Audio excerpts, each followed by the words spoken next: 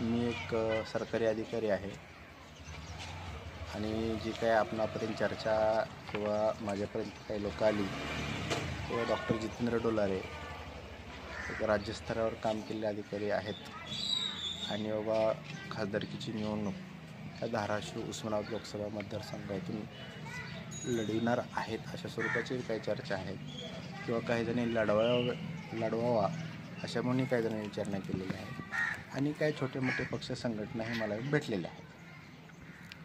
जी काही विचारणा झालेली आहे किंवा ज्या संदर्भात उभा राहणार आहे अशा स्वरूपाचे जे काही मेसेज पसरलेला आहे तर सद्यस्थितीमध्ये तर मी ही खासदारकीची निवडणूक लढवणार नाही आहे की बाबा मी एक ओबीसी समाजातून आहे आणि त्या ओबीसी समाजाच्या मताचा विचार करून काही लोक मला भेटले होते तरी ओबीसी समाजाचा आहे आणि एक डॉक्टर आहे म्हणून हा काही निवडून येण्याचं निकष होऊ शकत नाही सर्वप्रथम मुद्दा।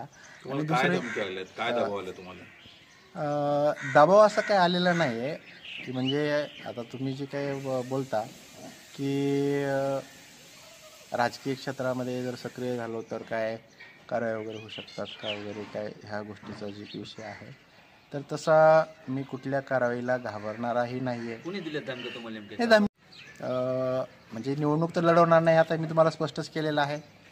दुसरा मुद्दा आहे की बाबा की राजकारणात जर मी सक्रिय झालो तर काय बाबा ईडीची कारवाई वगैरे होईल किंवा इतर काय कारवाईच्या संदर्भ असेल तर मला हे काय हां मी त्याच्यावरती कायदेशीर कारवाई करेन ज्या वेळेला अशा स्वरूपाची काही बदनामी माझी होईल।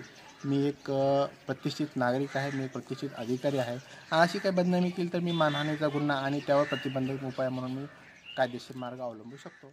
पण ह्या फक्त